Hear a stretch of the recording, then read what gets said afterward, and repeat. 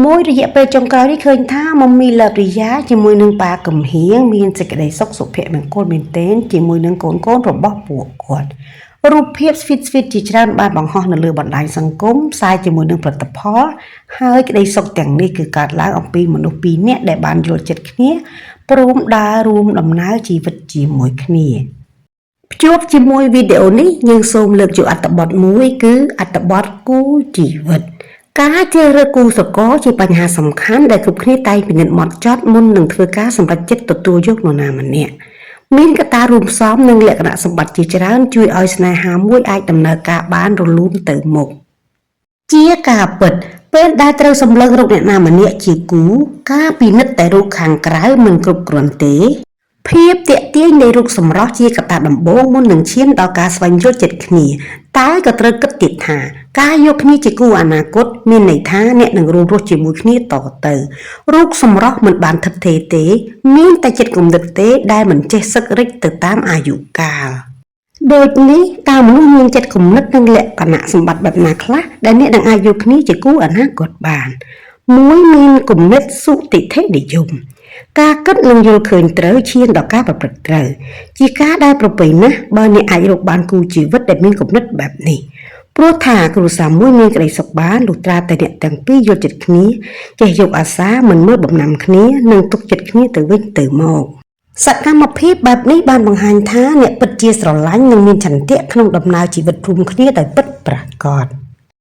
ពីរទំនាក់ទំនងល្អ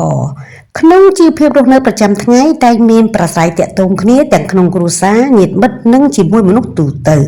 ហើយការរក្សាទំនាក់ទំនងល្អនឹងជួយឲ្យជីវិតបានប្រសើររីករាយព្រោះអាចបំពេញតម្រូវការចំពោះគ្នាទៅវិញទៅមកពេលមានហេតុការណ៍ណាមួយយ៉ាងណាមិញភាពជាប្តីប្រពន្ធប្រៀបបានដូចជាចាននៅក្នុងរាវតែងប៉ះទង្គិចគ្នាជាធម្មតាជាពុំរួចឡើយ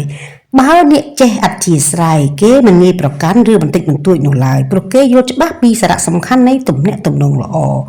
ដូចនេះបើបានជួបបុគ្គលដែលចេះអត់ឱននិងអធិស្ឋានបែបនេះចូលគុំរំលង3គិតគូរនិងយកចិត្តទុកដាក់មិនថាកលៈទេសៈណាអ្នកដែលស្រឡាញ់គ្នាពិតតែងរួមសុខទុក្ខយកចិត្តទុកដាក់ថែរក្សានិងពួតដៃគ្នាដើម្បីជំនះឧបសគ្គចំពោះមុខ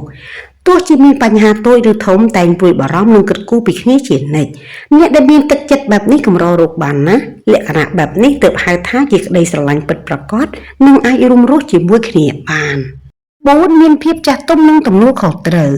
បុគ្គលដែលចេះដឹងខុសត្រូវធ្វើអ្វីមួយមានភាពច្បាស់លាស់មានទំនួលខុសត្រូវរាល់ការងារនោះចាត់ទុកថាជាបុគ្គលល្អប្រសើរគេជាមនុស្សចេះដឹងរយៈជ្រៅយល់ដឹងកិច្ចការបានច្រើននិងមានភាពនឹងធឹងមានគំនិតចាស់ទុំទី5ស្មោះត្រង់និងសុចរិតភាពសុចរិតទៀងត្រង់ស្ដែងចេញឲ្យឃើញពីភាពថ្លៃថ្នូររបស់មនុស្សចំពោះស្នេហាវិញភាពស្មោះត្រង់ចំពោះគ្នាពិតជាមានន័យយ៉ាងលើសលប់ក្នុងការរក្សាចំណងស្នេហាឲ្យបានស្ថិតស្ថេរហើយសេចក្តីល្អសុខពិតប្រាកដក្នុងគ្រួសារនឹងកើតមានពេលចង់បង្កើតគ្រួសារមួយអ្នកណាក៏ប្រាថ្នាបានគូជីវិតដែលស្មោះត្រង់បែបនេះដែរតែមិនមែនឲ្យតែគេស្មោះត្រង់តែម្ខាងហើយខ្លួនឯងវិវេនោះទេត្រូវមានភក្ដីភាពចំពោះគ្នាទៅវិញទៅមកទី6ចោះសម្រុងគ្នាមិនទាមទារឲ្យមានចិត្តគំនិតដូចគ្នាពេកទេត្រឹមតែចេះសម្របគ្នានោះជាការប្រសើរ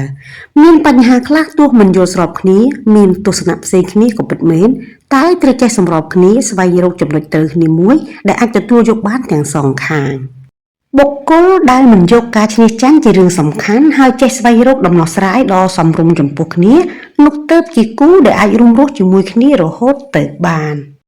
ដូចនេះហើយប្រសិនបើអ្នកតាក់ចិត្តថានឹងចាប់ផ្ដើមកសាងគ្រួសារមួយហើយស្វែងរកគូជីវិតដ៏ប្រសើរមានន័យអាចរស់នៅជាមួយគ្នាជាប្តីប្រពន្ធមានក្តីសុខត្រូវសម្លឹងមើលចិត្តគំនិតរបស់គេជាសំខាន់ជាងអ្វីទាំងអស់